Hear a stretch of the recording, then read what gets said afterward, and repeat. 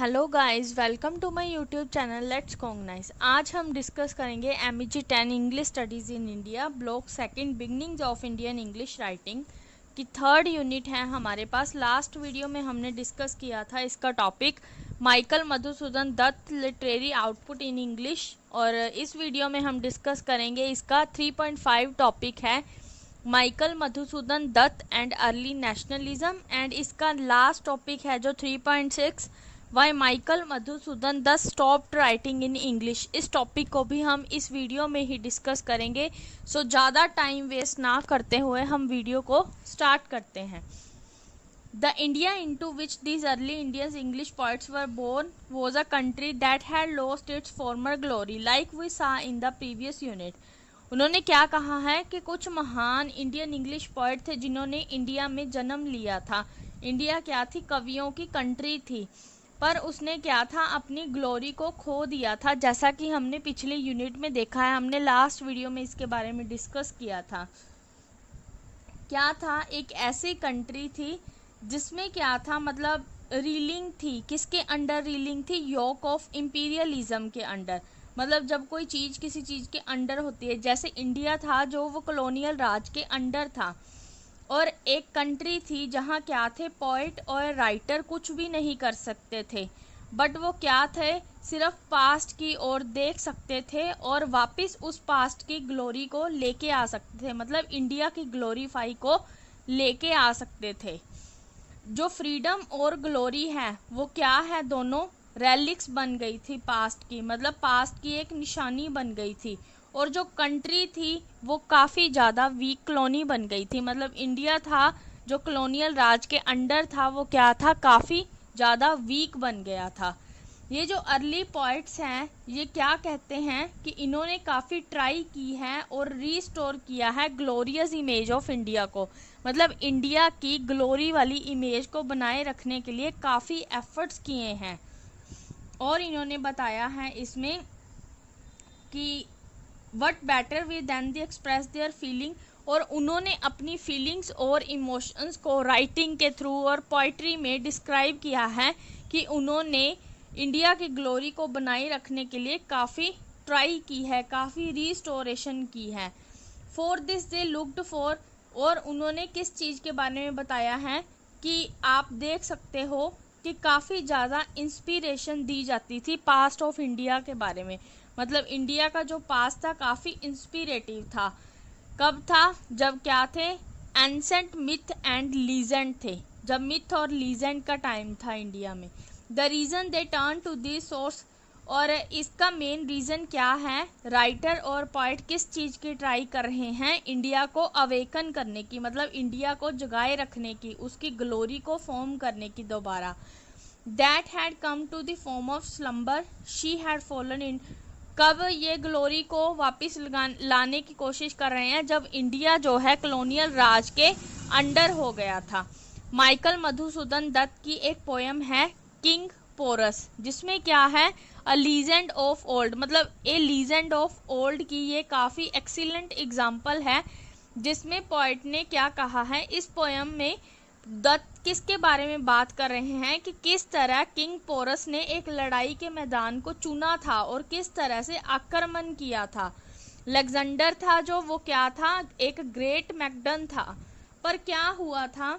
जो brave porous था, मतलब राजा था, उसने क्या था? और उसके जो सिपाही थे वो क्या थे? उन्होंने आक्रमण किया था। कहाँ पर किया था? नदी के किनारे पर, बैंक ऑफ रिवर पर उन्होंने आक्रमण किया था। और वो क्या थे? नदी के पानी में डूबना चाहते थे। और वो क्या कर रहे थे? उनके जो अलेक्जेंडर क्या था? ग्रेट मैकडन था, और उनके जो सिपाही थे वो नदी को भी आधी रात में पार करके निकलना चाहते थे। और उन्होंने क्या था? उस टाइम पर पोरस पर अटैक किया। अनडाउटली क्या था? जो किंग पोरस था वो हार गया था, और उसको जब अलेक्जेंडर के सामने लाया गया तो उसने क्या डिमांड रखी थी? उसने कहा था कि उसे एक राजा की तरह ही ट्रीट किया जाए। आई होप आपको यहाँ तक अच्छे से समझ आ गया। मैं आपको यहाँ सीधा हिंदी बता रही हूँ ताकि हमारी वीडियो ज़्यादा लंबी ना हो बंदा सुनते सुनते बोर भी हो जाता है, इसीलिए मैं आपको A to Z line to line explanation बता रही हूँ हिंदी की, मैं इंग्लिश नहीं बोल रही। आप अच्छे से समझ लेना, इंग्लिश को साथ साथ देखते जाना, मैं आपको ट्रांसलेशन बता रही हूँ इसकी हिंदी में। आई होप आपको यहाँ तक अच्छे से समझ आ गया होगा। और जो किंग पोरस था वो क्या था, लड़ाई में हार गया था और उसे अलेक्जेंडर के सामने लाया गया था, और उसने किस चीज़ की डिमांड की थी कि उसे राजा की तरह ही ट्रीट किया जाए। इस पोयम में क्या था, जो अलेक्जेंडर था वो काफ़ी इम्प्रेस हुआ था। किससे इम्प्रेस हुआ था? पोरस से, उसकी ब्रेवरी, बहादुरी से और उसकी पर्सनैलिटी से, कि हारने के बाद भी वो किंग की तरह ही ट्रीट होना चाहता है। वो उसने क्या कहा था अलेक्जेंडर ने, कि पोरस एक ऐसा राजा है जो क्या है, मतलब उसे ये वाली राजा वाली डिग्निटी डिजर्व करती है, ऑनर उसे मिलना चाहिए। दत्त ने क्या कहा है इस पोयम ने, वो क्या कहने की कोशिश कर रहा है कि इंडिया का एक ऐसा राजा पोरस की तरह, जो क्या था, फ्रीडम के लिए लड़ रहा था, वो उसके राज में इंडिया कॉलोनियल राज के अंडर कैसे रह सकता था। उसने क्या बताने की कोशिश की है रीडर्स को, इंडिया के रीडर्स को, कि ये इंडिया एक ऐसी कंट्री है जिससे क्या थी, फ्रीडम छीनी गई थी, और इंडिया के सिपाही, इंडिया के मैन ऐसे थे कि वो अपनी लिबर्टी की लड़ाई करने के लिए वो एक टाइम पर भी युद्ध कर सकते थे। और क्या था, उसने कंक्लूजन क्या निकाला, मतलब ब्रिटिश हैंड्स में, जब इंडिया ब्रिटिश हैंड्स के अंडर था तब ये पोएम्स की लाइन लिखी गई है, आप इसको रीड कर सकते हैं। रीड कर लेते हैं एक बार हम। The crown that once did deck they brow, its temple down and to sung low, thy pearl, thy diamond and thy mine of glittering gold is no more thine, alas each conquering tyrant lust has robbed thee of thy very dust, thou standest like lofty tree, shawns of fruit, blossoms, leaves and all, of every gale the sport to be, despised and scorned when in the fall। ये थी lines poem की।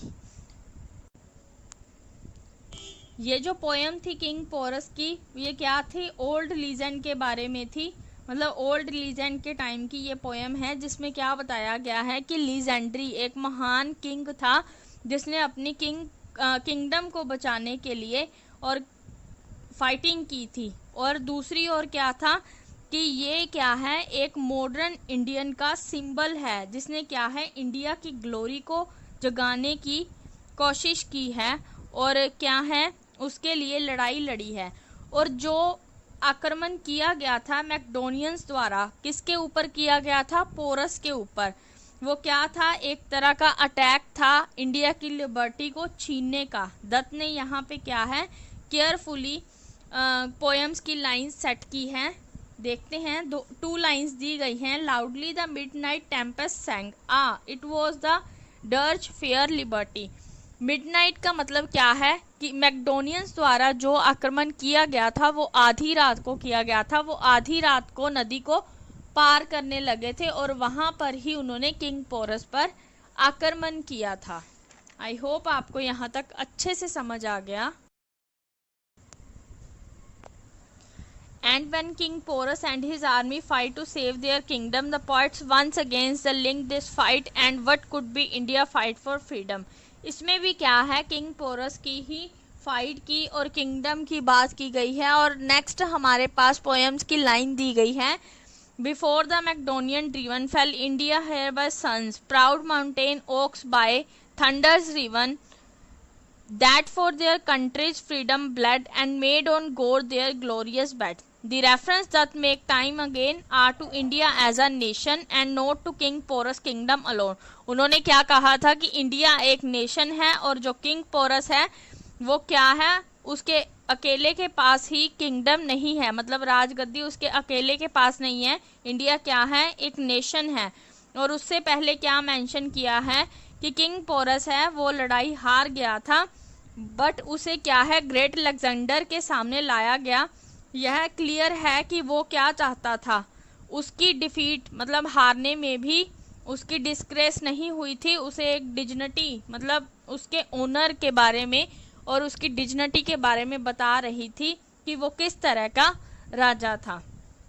Poems की next lines दी गई हैं। King Porus was no slave, he stooped not, bent not there his knee, but stood as stands on oak in Himalaya majesty। King Porus था, उसकी क्या है मतलब काफ़ी एडमायरेशन की गई थी उसके साहस के लिए, उसकी लड़ाई में नहीं बल्कि उसकी हार में भी उसकी प्रशंसा की गई थी। और उसका मोटिव क्या था दत्त राइटिंग की पोयम का, कि यह एक स्पूत है जिसमें क्या है पोएम्स के बारे मतलब पोएम में क्या है किंग पोरस के लिए सारी इंफॉर्मेशन दी गई है। But where is Porus now and where the noble hearts that blood for freedom with the heroic glow in patriot bosom nourished hearts eager like the wrecked not that but shrank before full thraldom breath having examine his patriotic fervour. क्या है ये एक क्या था king porous ने क्या था एक अच्छे देशभक्त की तरह काम किया था, यही रीज़न था। और अगले सेक्शन में हम डिस्कस करेंगे कि माइकल मधुसूदन दत्त ने इंग्लिश में राइटिंग लिखनी बंद क्यों कर दी और उन्होंने अपनी मदर टंग क्या थी बंगाली थी, बंगाली में राइटिंग्स लिखनी क्यों स्टार्ट कर दी। तो नाउ हम आई होप आपको ये सेक्शन अच्छे से समझ आ गया। नाउ हम डिस्कस करते हैं next section, why Michael Madhusudan Dutt stopped writing in English. Now start करते हैं। Why then did such Anglocentric and intellectual abruptly cease to write in English altogether. उन्होंने क्या कहा है कि क्यों एंग्लोसेंट्रिक एक इंटेलेक्चुअल क्या कारण था कि उन्होंने पहले इंग्लिश में राइटिंग स्टार्ट कर दी, फिर उन्होंने बंगाली में राइटिंग स्टार्ट कर दी और अचानक से इंग्लिश में राइटिंग करनी बंद कर दी और वे अचानक ही कलकत्ता से मद्रास आ गए और उनके हार्ट और माइंड में जो चेंजेस हुई थी लैंग्वेज के बेस पर, उसका मतलब जो भी चेंजेस हुई थी माइकल मधुसूदन के दिल और दिमाग पर, उसका एक सबूत है। मतलब उनकी राइटिंग जो मद्रास में जब रहते थे तब जो राइटिंग की गई थी उनमें सारा सबूत है कि उनके दिल और दिमाग में क्या क्या चेंजेस हुई थी। उसके बाद उन्होंने क्या कहा है कि एक एजुकेशनिस्ट थे J.E.D. बिठूने, जिन्होंने क्या था उनके पास काफ़ी J.E.D. बिठूने ने क्या कहा था कि जो मधुसूदन हैं उनके पास बंगाली लैंग्वेज में काफ़ी टैलेंट है इंग्लिश लैंग्वेज की बजाय, मतलब वो बंगाली लैंग्वेज में परफेक्ट हैं। और क्या था तो मधुसूदन ने गोरदास बाइसैक को क्या लिखा, उन्होंने क्या लिखा हेयर इज़ माई रूटीन, उन्होंने अपनी रूटीन के बारे में बताया है। 6 to 8 वो स्टडी करते हैं हाब्रू की, 8 to 12 वो स्कूलिंग करते हैं, 12 to 2 वो ग्रीक स्टडी करते हैं, 2 to 5 Telugu and Sanskrit, 5 to 7 Latin, 7 to 10 English. Am I not preparing for the great object of embellishing tongue of my father. उन्होंने क्या कहा है कि मैं फिर भी अपने पिता के लिए कुछ भी तैयार नहीं कर रहा हूँ उनकी एम्बेलिशिंग के लिए। उन्होंने क्या कहा है कि he is supposed to have been told by Drinkwater Bethune that he would be doing India great duty. उन्होंने क्या कहा है कि मधुसूदन की इंडिया के बारे में भी क्या है कुछ ड्यूटीज़ हैं। उन्होंने क्या है टेस्ट और टैलेंट को एम्प्लॉय किया है, जिसमें क्या है cultivated by the study of English को इम्प्रूव करने के लिए, उसको स्टैंडर्ड लैंग्वेज बनाने के लिए उन्होंने जो पोएम्स का स्टॉक बनाया है, मतलब वो खुद की लैंग्वेज को कल्टीवेट करना चाहते थे, खुद की लैंग्वेज इम्प्रूव करना चाहते थे राइटिंग करके। लास्ट पैराग्राफ है हमारे पास, आई होप आपको यहाँ तक अच्छे से समझ आ गया। कुछ भी कारण हो सकता है। रिजल्ट क्या था, उन्होंने बंगाली में लिखना स्टार्ट कर दिया था, उनका बंगाली एपिक था मेघवध काव्य 1861 में लिखा गया था, ये सबसे उनका ग्रेटेस्ट वर्क था बंगाली लिटरेचर में। इसके अलावा क्या था, वो क्या थी इंग्लिश में भी राइटिंग करते थे, बट उन्होंने बंगाली के बारे में क्या कहा था कि उनकी बंगाली लैंग्वेज जो राइटिंग है वो तब तक ही, मतलब वो लिमिटेड नंबर ऑफ रीडर्स तक ही पहुंच पाएंगी, वो उन तब लोगों के पास तब पहुंचेंगी जब वो बंगाली लिखेंगे, खुद लिखेंगे, तभी वो मेरी बंगाली राइटिंग्स को रीड कर सकेंगे। यही उन्होंने बताया है अपने यहाँ पर। This however explain only a part of the issue that is bigger. उन्होंने क्या कहा है कि एक पार्ट ऐसा है जो काफ़ी बिगर है, बड़ा है और मोर कम्प्लेक्स है देन दैट बंगाली लैंग्वेज। मतलब उन्होंने इंग्लिश की राइटिंग के बारे में बताया है कि उनका एक पार्ट ऐसा है जो बंगाली से काफ़ी ग्रेटर, बिगर और कम्प्लेक्स है। ये क्या है, यहाँ पर ये ऐसा टाइम है जहाँ पर क्लैश बताई गई है इंग्लिश और बंगाली लैंग्वेज के ऊपर। किसके बेस पर? लेवल ऑफ कल्चर के बेस पर। मधुसूदन दत्त क्या है, रहे और इंडिया में ही उन्होंने चैन की सांस ली। उन्होंने फोकलोर और मिथोलॉजी के बारे में, मतलब मिथोलॉजी की राइटिंग की है, मतलब उनके बेस पर ही राइटिंग की है इंग्लिश में। उन्होंने क्या कहा है कि काफ़ी वॉइस है जो क्या है, काफ़ी स्ट्रगल कर रही हैं। ये जो वॉइसेस हैं इससे क्या है, मतलब दत्त को काफ़ी इंस्पिरेशन मिली है। फिर क्वेश्चन भी अराइज हुए हैं कि दत्त हिंदू है या क्रिश्चियन है। अगर वो क्रिश्चियन है तो फिर उन्होंने इंडिया से क्रिश्चियनिटी में क्यों बदल गए, और उनकी ट्रांसनेशनल क्रिश्चियनिटी कौन सा पार्ट है, मतलब ट्रांसनेशनल क्रिश्चियनिटी है या नहीं है। 19th सेंचुरी में क्या था, एक इंडिविजुअल साइके था जिसमें किसको कन्फाइन किया गया है, नेशनल बाउंड्री को। एक इंडिविजुअल था साइके जिसने नेशनल बाउंड्रीज के बारे में कन्फाइन किया गया है। वास्तव में क्या है, ये जो ट्रांसफॉर्मेशन थी कम्युनिटी आइडेंटिटी की और नेशनल आइडेंटिटी की, ये क्या था, एक महत्वपूर्ण टास्क था, गिगेंटिक टास्क था। Living in Indian among Indians of various strata में हैव पुल्ड दत्त। क्या था, जो इंडिया में रहते थे इंडियंस थे, ये भी सुनने को आया है कि उन्होंने दत्त को बाहर निकाल दिया था। Turning to the Bengali language, जब वो बंगाल में, मतलब बंगाली लैंग्वेज में चेंज हो गए थे, मतलब हिंदुइज्म को, मतलब इंग्लिश राइटिंग को बंगाली में चेंज करने लगे थे। यही था सारा चैप्टर, यहाँ पर हमारा कंप्लीट होता है माइकल मधुसूदन दत्त के बारे में। आई होप आपको ये वीडियोस अच्छे से समझ आ गई। इसमें हमने ब्रीफ डिस्क्रिप्शन की है, हमने टॉपिक डिस्कस किए हैं। The Hindu college Michael Madhusudan Dutt, a personal intellectual biography of Michael Madhusudan Dutt, literary output in English, Dutt and early nationalism, Dutt stop writing in English. I hope आपको ये सारी वीडियोस अच्छे से समझ आ गई। अगर आपको ये वीडियोस अच्छी लगी तो प्लीज़ कमेंट करके बता देना कि आपको वीडियोस अच्छी लगी और आपको समझ भी आ गई किस तरह से आपको वीडियो लगी। और ज़्यादा से ज़्यादा इसको शेयर करना और प्लीज़ मेरे चैनल को सब्सक्राइब कर देना। Thank you guys, bye bye, have a nice day.